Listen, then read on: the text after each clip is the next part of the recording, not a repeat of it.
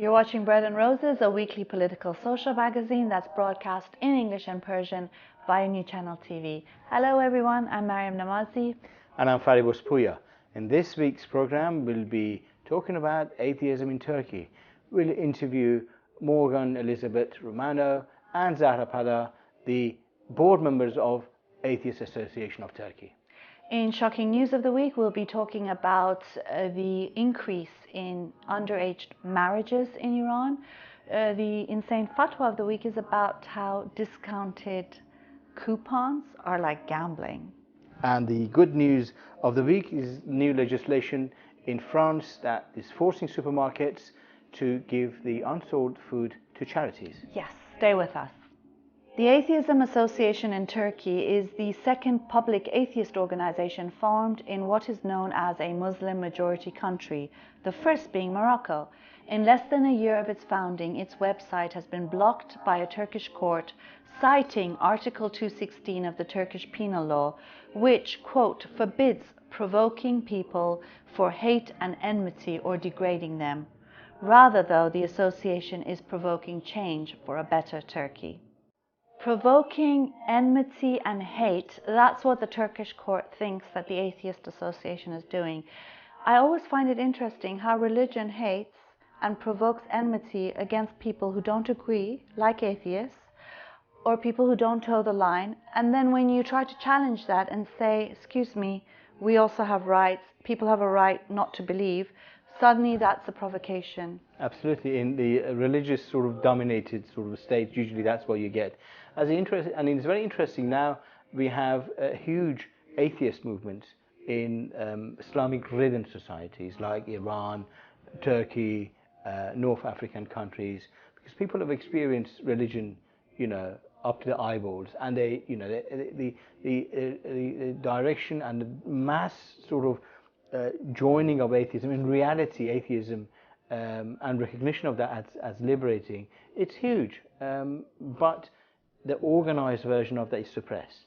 Yeah, what's interesting about this association, though, is the fact that it's public. It's a registered organization. We know there's an explosion of atheism in social media in particular, especially in countries where it's, an offense punishable by death or imprisonment. But here you have people opening up an office, yes, registering members. Yeah, I think, and this is great. And Morocco as well, as we mentioned in our introductory clip. And this is a growing movement.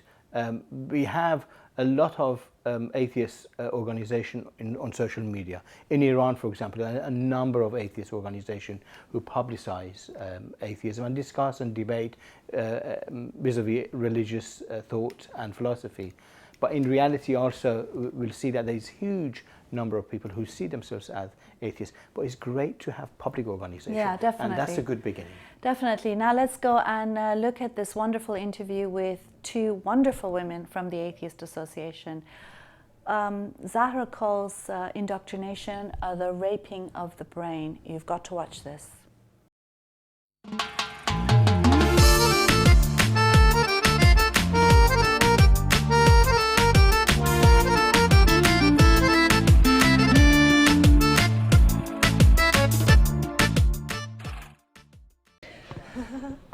Welcome. I wanted to congratulate you for starting the first atheist organization in Turkey. Tell me how that was. Well, it was really excited actually. I was living in Cyprus and it was 15 years I was in Cyprus, and it was not such a big deal to say atheist or if you do believe in something or not.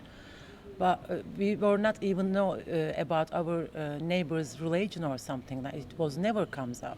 So when I moved back to Turkey, when I saw the people are scared to say something, what they are thinking, what they are believing, it was so shocked to me. It's just so normal, and why you need to speak about these things? It was a big question for me. So then I realized it's even became a criminal things. You can even go to jail for this. You can even get murdered by being atheist or non-religion person. And I was really shocked. And when I learned that there is something happening about the association, I was yeah, maybe I can be in.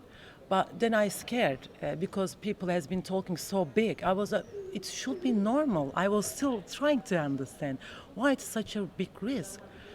And my friend told me, we want you to be in the membership, board membership. I said, okay, I will think about that. But it was last day, I was still thinking. And then I said, no, I'm not going to do that. But then I asked to myself, are you going to feel comfortable inside of you by not doing it? Because it is the way you do things, it is the way you do feel. I said, no, it's not honest. I can't live with that things inside of me. I said, yes, it is going to be dangerous, but at least it's going to be honest for my life. And I said, go for it. And it was the last minute. I sent my ID copy, and I was running to meeting just for to have the sign up. But it was really scary and excitement as well. It was so confused feelings for me. I mean, you've got quite a lot of members given the fact that it is so risky. Tell us about the numbers of people who've joined and how that's going. We have a little bit over 100 actual members, but in supporters we have a lot more. We have people that volunteer their time, and we have people that donate the membership fee, but they don't want to actually be members on paper, because when you are a part of a legal association in Turkey, you have to give your ID copy so people will know your address. Everything is on file with the government, and with the government being increasingly more religious and more religiously oppressive, it frightens people. We've had people come to our association, grown adult people. This one man was like, I have to say, in his late 60s, and he was like, so in just his emotion was so strong. He was so happy that we made this association. He said, my wife, my children, my family, nobody knows that I'm an atheist. So people are living like this. And to me, it's just like, it makes me very angry. And even though I'm not a Turkish person, I live there. I love the Turkish people that I know. I have made them part of my family. And if I have the opportunity to try and speak out about that, I will. So yeah, our membership is not that big, but our support is pretty great, I think. You mentioned something really funny about someone calling you and asking how you can have cats when atheists actually eat cats and drink their blood. Tell us about that. It was so funny. Normally, when people has been talking about that, I thought it is a joke because it can't be real things. It's just a joke. And when my friend called me, and she said to me, I heard that you're an atheist. I said, yes. But I was like, what a voice, that I can feel the energy. He said, I just can't believe. I said, what's wrong with it? And she said, but you do have cats. I said, yes. She said, but you're an atheist. I just couldn't get it. I said, oh my goodness, it's going to be real. I thought it's just a joke. Just, people are just joking about that. I said, yes, but I'm petting them. Okay, I will tell you things. I do feed them so they will be big and I can eat them, but they are not ready yet. That's why I'm feeding them. And she was still, I'm okay, I'm joking. And I had to explain her. But it was so surprise to me. Yes, people are thinking like this. It wasn't a joke. And facing with that reality was, wow. So then I do understand again, yes, we are doing such a big things because people need to have educated about these things. So it is what we are trying to do actually, because they know atheists as a bad people and we have no morals. We don't care about the world. We can cheat our partners, and we can do, I don't know if I'm able to say, I don't know about you will cut if I'm not. We are doing the group sex every time, and we are drinking and we are just sleeping everywhere. It's like we have no normal life. Well, we have normal life. We have lots of people in the member board, and they have family, they have children, and they are just normal people. I don't know what normal means, but yes, they are normal people.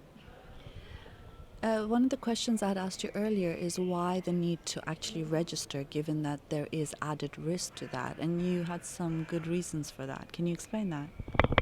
Absolutely. So, first of all, why should we not? because, I mean, somebody telling you not to do something makes me want to do it so much more. But also, as a legal association, we now have been invited to European Union delegation meetings. So there is this kind of international place where it's very helpful that we can get this recognition and have a voice. And also because it gives us standing to be able to stand up for these rights. Like there's this religious TV host, Nihat Atibolu, and he has been saying terrible things about atheists to his in his shows, and these shows have tons of viewers in the audience, and around the country people are watching this, and this is what they think. He's giving this wrong information, saying that we are, these untrue things. Well, as a person, what can I do about that? There's not much I can do about that. But as an association, we were able to open a lawsuit against him, and unfortunately, even we do know that we are going to lose. Yes, we didn't win, but the point is we did it. Like, we were able to do that to bring attention to this issue. As a final question, why is it so important to have an atheist association, particularly in a place like Turkey, in the region? It is really important. First, we are trying to teach people being an atheist or non-religion person is not bad things. And we are trying to teach them how we are, who we are. And we are trying to educate people, actually, because they don't really know anything about these things. And if you have any problem, because you are an atheist or you are a non-theist person, if you will have any problem, if you need lawyer, we do give you the lawyer. So you will think, you will know that you are not alone. It's writing in our shirt is we are not alone anymore. So that's what we are trying to tell people, just you are not alone, we are not alone. So we are as a family.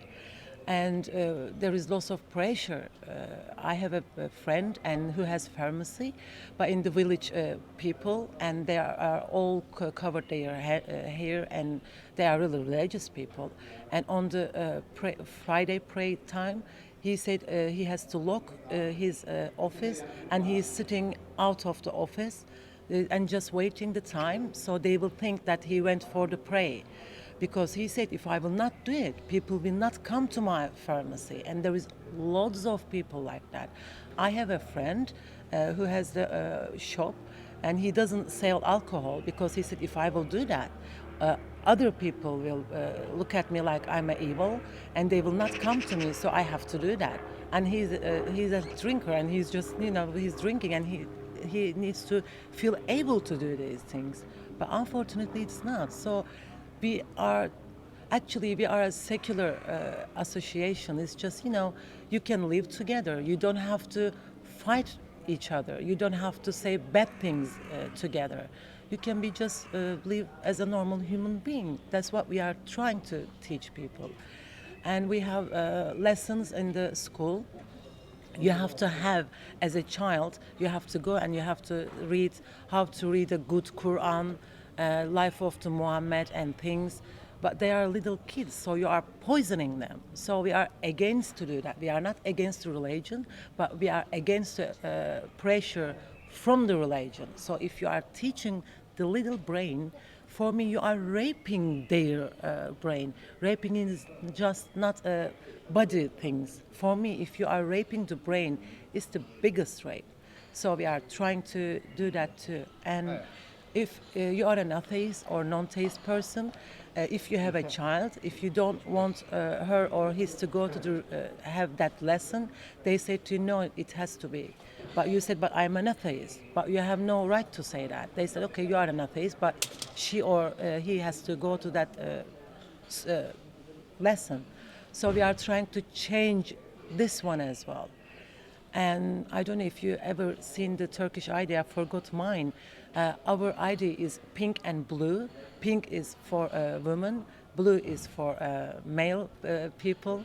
So it is writing, when you do just burn, it's like you are Islam. It is writing there, it's Islam. So we tell the people, just go to the government and take it out and make it empathy. So they will know that, because they are thinking 99% in Turkey are Islamic person, because they don't take it out. But even our memberships, when they are giving to their ID, it is writing Islam anyway, but they are atheists, so they don't ask you. And before even it was writing virgin in my ID. Yeah, when I was 13, when I saw his virgin, I was like, what virgin means? And I asked to my mom, she was that means you didn't get married yet. How can you write these things on my ID? Now it has changed, but it was before like this. It's just, it's not humanist thing. It's not respect things. Thank you very much. Thank you.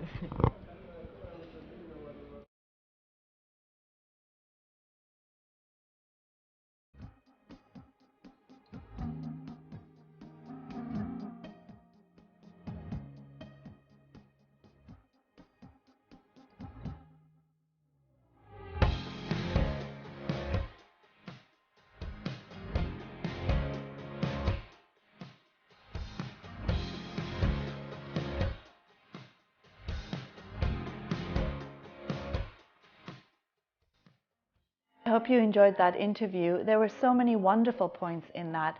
I mean, one of them was the whole emotional aspect of it. When Zehra talks about, someone who's like over 60 years old being really emotional, and the fact that, he hasn't been able to tell anyone he's an atheist. Yeah, and it's amazing, and we'll see many of those. I think this is what people sort of struggle to against the very oppressive institutions, really.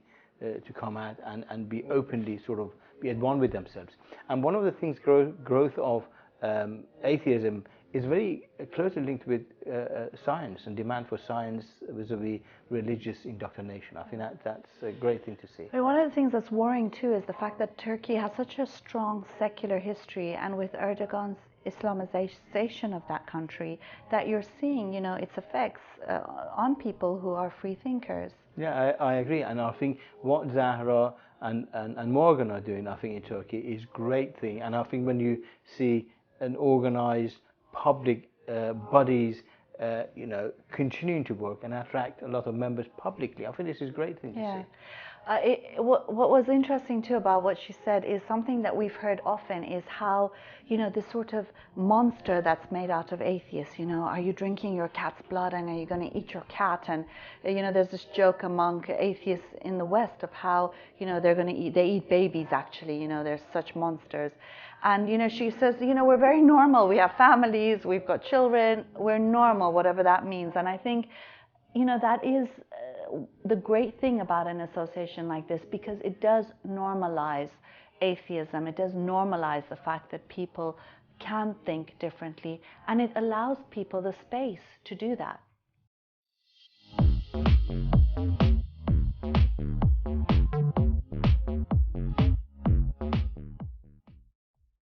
The shocking news of the week is on underage marriages in Iran, and it should be called pedophilia, but unfortunately it's called marriages. Justice for Iran has just issued a report, and it's shown that in the past year 276,000 underage girls were married. 276,000, 109,000 teenagers gave birth in Iran.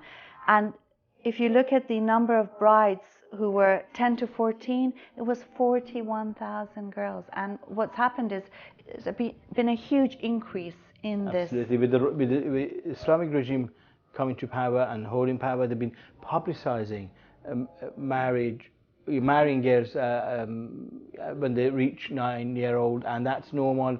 There was a piece of legislation going through the Iranian Majlis saying that stepfathers could marry, just crazy, which was uproar in Iran. Well, they've raised the age now to 13 for girls, but you can still marry girls at a younger age if the guardian permits, the male guardian. And it's completely legal. This is a sort of debate, and the references to Islamic books and literature.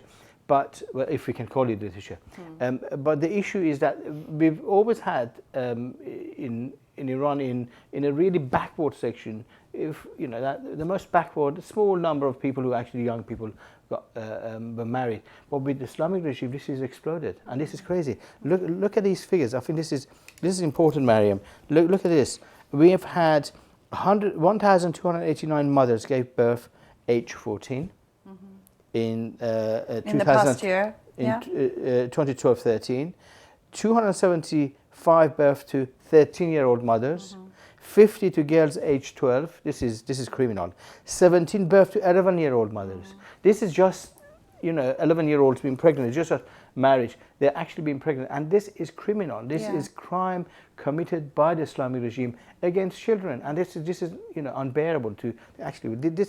This is crazy. Well, there's I think it's the UN that has said that forced marriages, which is what child marriages really are, forced marriages are a form of slavery, and they really are. I mean, it's unbelievable that children in the 21st century are married off, are having children. It really is a huge crime, and one that must be combated.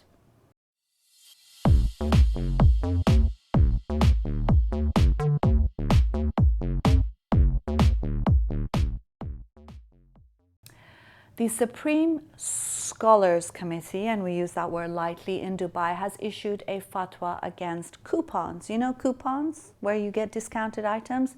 It's banned. Because why? It's considered gambling. Why? Well, you want to... I can't actually repeat this because it's so convoluted and stupid. I've got to read it for you. But basically it says that these discounts, because they are availed of for a certain period, whether it's large or small scale, and possibly might not be used at all after a particular date. Hence, it is a clear act of gambling. Case closed. I think it's the printed sort of coupons that they were. I think they might associate it with lottery tickets. No idea. So you can't get discounts anymore. No, I think this is wrong to get discounts. You've got to pay the full price. This is another sort of stupid. Have you noticed how they're always in favor of capital and making sure most money is made out of people? The smallest discount they don't like. No. It's crazy. So, those of you, my dad included, who loves cutting out coupons, Dad, you think gambling's bad? This is gambling. You've got to stop it right now.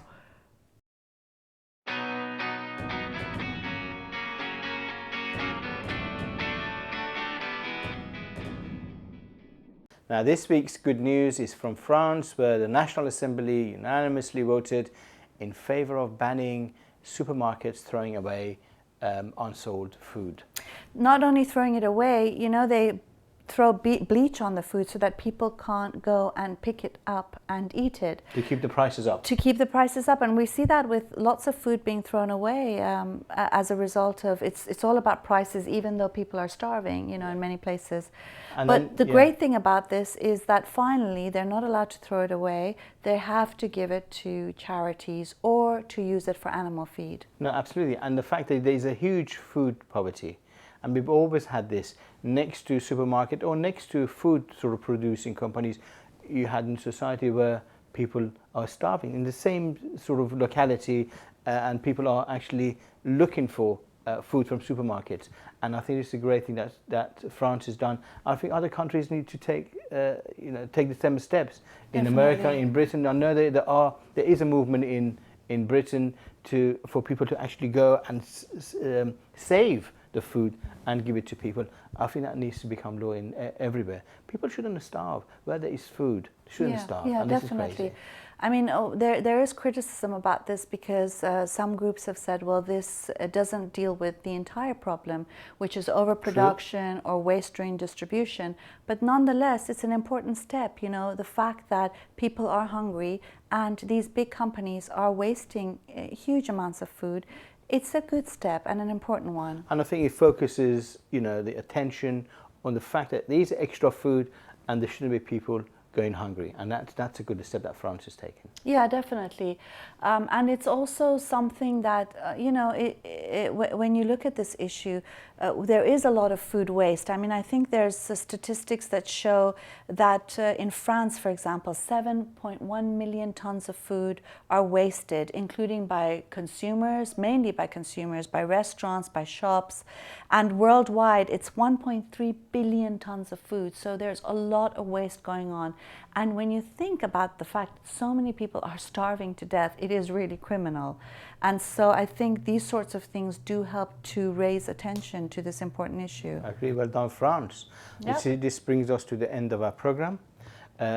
We always like to hear your views, your comments, and from next week we'll have a segment responding to comments, suggestions, and questions that people have. And we also want to remind you about our Patreon website. It's stuck at 16, so, guys, help us out here. We need more help. We're going to give you a lovely poster and lots of other wonderful perks if you are able to help us. And, I know we've been hearing about how much many of you enjoy our programs, so do try and help us, or at least tell your rich relatives about us if you can't help us yourself. I hope you have a wonderful week, and until next time, same place, we'll see you then. Goodbye. Goodbye.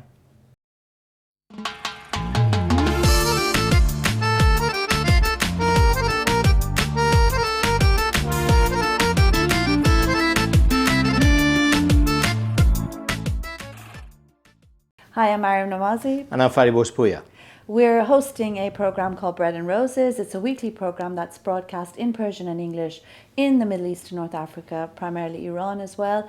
And it's also shown on YouTube internationally. And we've been doing this since last May. We're coming up to our year's anniversary, and we've had quite a lot of fun making these videos. We discuss taboo-breaking, free-thinking ideas. The Islamic regime of Iran has called us immoral and corrupt. And that's why you need to support us. We are the alternative voice in Middle East and North Africa. Of corruption and immorality. So do support us. Here's a short video from Patreon that explains how you can help us with even just $1 a week. That's nothing. Support us. Patreon lets fans become patrons of their favorite artists and content creators. It's different than Kickstarter because it's not about one big project that requires lots of funding. It's more for bloggers or YouTubers or webcomics, anyone who creates on a regular basis. Here's how it works. When you become a patron, you're agreeing to give an artist a tip of an amount you set every time they release a piece of content, whether it's a new song, a video, or a recipe. You can set a monthly maximum to make sure that you're always within your budget. Choose an amount, enter your payment information, and you're done.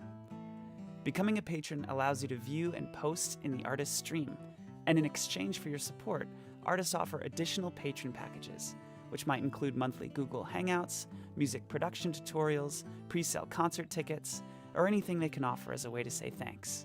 Patreon, empowering a new generation of content creators.